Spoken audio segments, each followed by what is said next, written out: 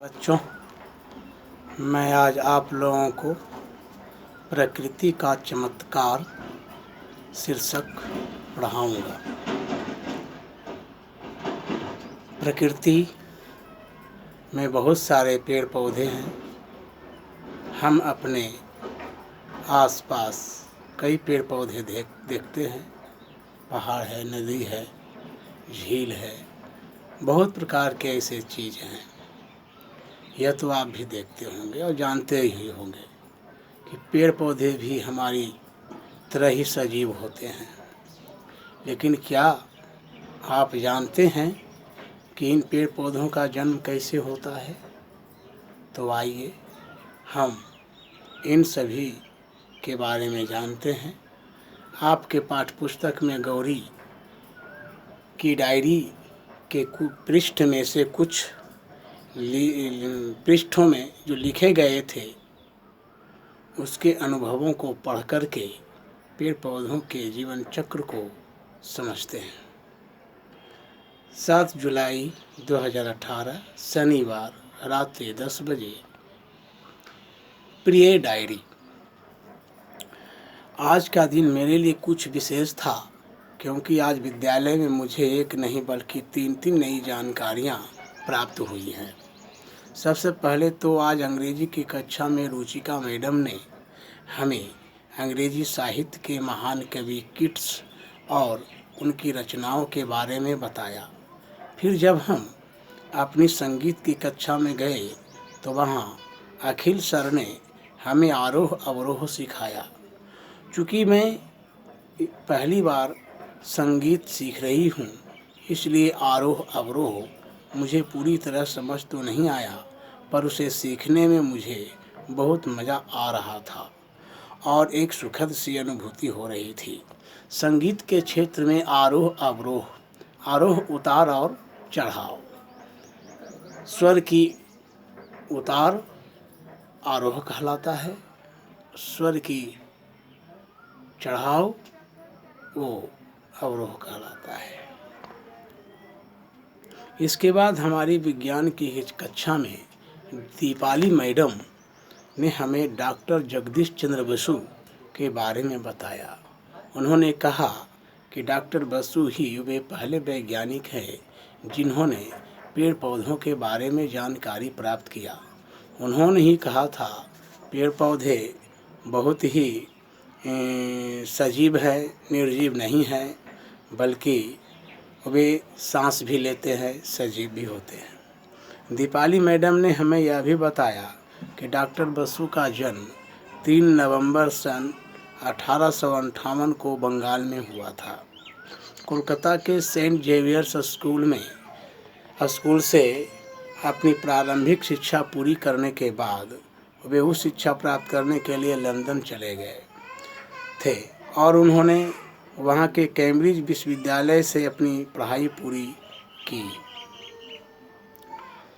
अब यहाँ से शुरू होता है लेटर गौरी का। गौरी 11 जुलाई 2018 बुधवार रात्रि 9:40 में होता है ये शुरू। जिस दिन से दीपाली मैडम ने डॉक्टर बसु और उनके सिद्धांतों के बारे में बताया था, तब से ही न जाने क्यों मेरे मन में बार बार एक पौधा उगाने का विचार आ रहा था। लेकिन मुझे तो पता नहीं था कि पौधा कैसे उगाया जाता है। हमारे घर में लगे सारे पौधे तो हम माली काका की नर्सरी से खरीद कर लाते हैं। इसलिए आज जब विज्ञान की कक्षा में दीपाली मैडम आई तो मैंने उनसे पूछा, मैडम मैं एक पौधा उगाना चाहती हूँ, मैं उसे कैसे उगाऊँ? मेरी बात सुनकर दीपाली मैडम मुस्कुरा दी और बोली, गौरी यह तो बहुत अच्छा विचार है और पौधा उगाना बहुत आसान भी है। तुम किसी भी बीज को मिट्टी में बोकर पौधा उगा सकती हो, हाँ, पर तुम्हें उसका पूरा ध्यान रखना होगा। घर आते ही मैंने माँ से कहा, माँ शाम को आप मेरे साथ बाज़ार चलेंगी? क्यों, क्या हुआ? माँ ने पूछा। मैंने माँ को पौधा उगाने के बारे में बताया तो वे बोली, ठीक है, शाम को हम माली काका की नर्सरी से एक सुंदर सा गमला खरीद लाएंगे। शाम को मैं और माँ माली काका की नर्सरी में गए और वहाँ से एक गमला और उसके साथ ही ढेर सारी मिट्टी भी ले आए। घर आते ही मैंने गमले में मिट्टी भरी, लेकिन अगले ही क्षण मेरे उत्साह पर पानी फिर गया, क्योंकि मुझे समझ ही नहीं आ रहा था कि अब मैं उस गमले में कौन सा बीज लगाऊं। मेरे पास बीज तो थे ही नहीं।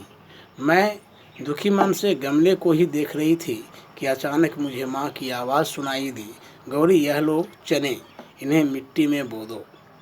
मैंने आश्चर्य से उनकी ओर देखा तो पाया कि उनके हाथ में कुछ सूखे चने थे। मैं बोली, लेकिन माँ, मैडम ने तो मुझे बीज बोने के लिए कहा था। माँ हंसकर बोली, बेटा, चने का पौधा सूखे चने से ही निकलता है, यही उसका बीज है। माँ की बात सुनकर मेरी खुशी के साथ साथ आश्चर्य का भी ठिकाना न रहा। मैंने जल्दी जल्दी गमले में पानी डालकर मिट्टी को गीला किया और उसमें चने दबा दिए, बो दिए। माँ के कहने पर मैंने गमले को अपने कमरे की बालकनी में रख तो दिया, लेकिन मुझे डर भी लग रहा है कि कहीं कड़ी धूप में मेरा पौधा उगने से पहले ही न सूख जाए। गौरी, ये गौरी की डायरी से लिखी गई एक कहानी है। पौधे बीज कैसे उगता है इसके बारे में बताया जा रहा है। पौधा बीज से ही अंकुरित होते हैं। 24 जुलाई की फिर कहानी है। आज सुबह जैसी मेरी आँख खुली, मुझे सबसे पहले अपने गमले का ख्याल आया। मैं दौड़ी दौड़ी बालकनी में गई तो मैंने देखा कि मेरा गमला उसी अवस्था में था जैसा शाम को मैंने उसे रखा था। उसकी मिट्टी अभी भी थोड़ी थोड़ी गीली थी। उसे सही सलामत देखकर मुझे थोड़ा संतोष मिला। तैयार होकर मैं जैसे ही नीचे गई, मैंने सबसे पहले माँ से पूछा, माँ, मेरा पौधा धूप में सूख तो नहीं जाएगा ना? माँ बोली, अरे नहीं, धूप में तुम्हारा पौधा सूखेगा नहीं, बल्कि अच्छी तरह से बढ़ेगा।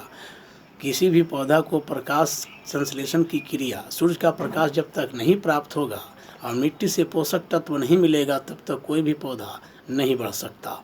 उसे कभी कभी सिंचाई करने की आवश्यकता होती है। माँ की बात मानकर मैं स्कूल तो चली गई, लेकिन कक्षा में बैठे हुए भी मेरा पूरा ध्यान अपने गमले और माँ की बात पर लगा ही रहा।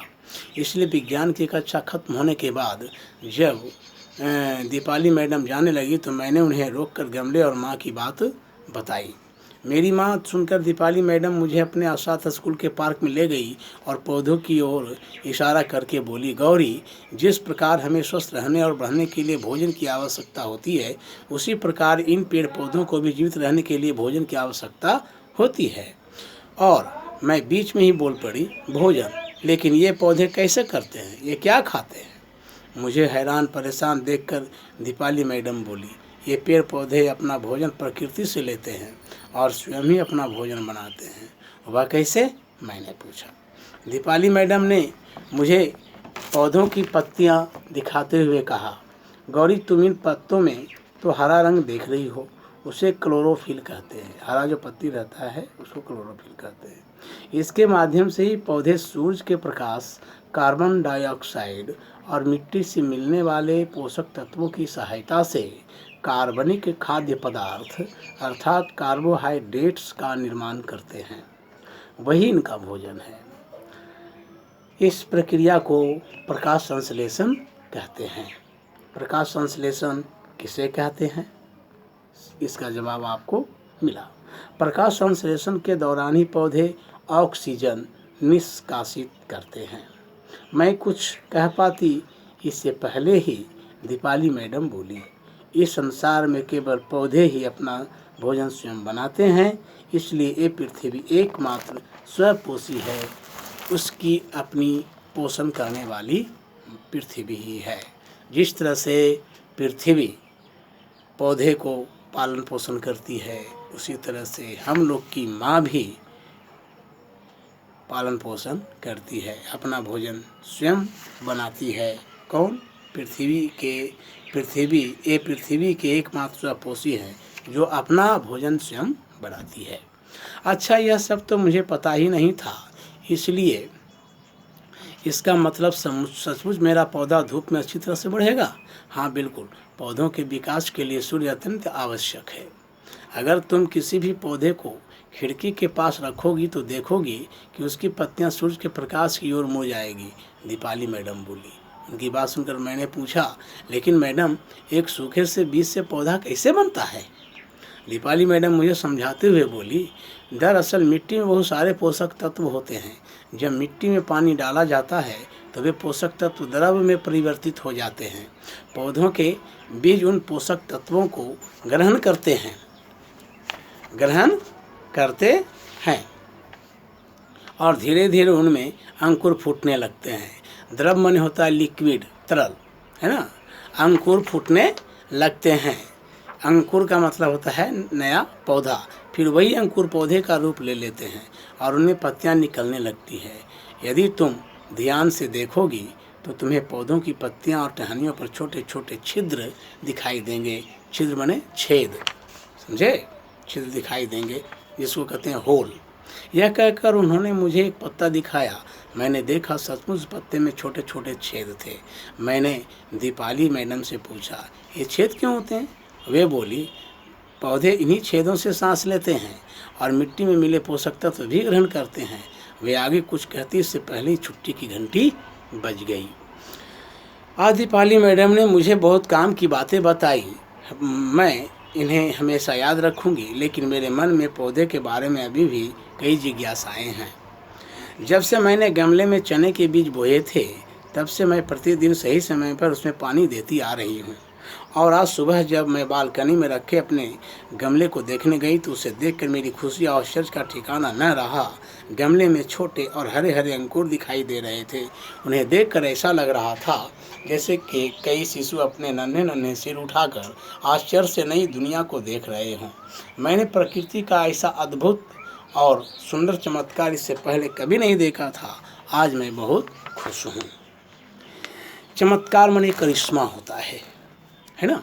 जैसा कि माँ ने मुझे समझाया है, वैसे ही अब से मैं अपने पौधों में पानी के साथ साथ नियमित रूप से प्राकृतिक खाद भी डाला करूँगी, ताकि उसे पूरा पोषण मिले और वह जल्दी से बड़ा हो जाए। गौरी। बच्चे, ये कहानी मैंने आपको बताया, समझाया।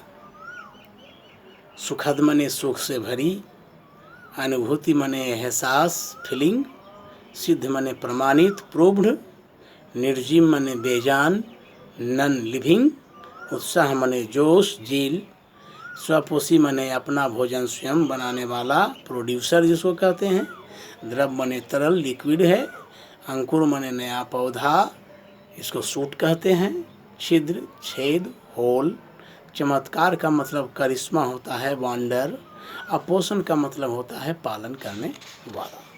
तो विद्यार्थी, मैं आप लोगों को इस कहानी के जरिए ये बताना चाहा कि जीवन चक्र की समझ यदि हो तो प्रकृति में जीवन डालने से कोई नहीं रोक सकता। प्रकृति से प्रेम, जिज्ञासा, उसका अवलोकन और वैज्ञानिक दृष्टिकोण का विकास आवश्यक है। बच्चे, आपने किसी पौधों को ये उगते हुए देखा है तो आप पेड़ पौधों के महत्व के बारे में समझेंगे और साथ ही आप लोग डॉक्टर जगदीश चंद्र बसु के जीवन परिचय लिखेंगे, अर्थात उनके ऊपर लेख लिखेंगे और मुझे भेजेंगे। थैंक यू, धन्यवाद।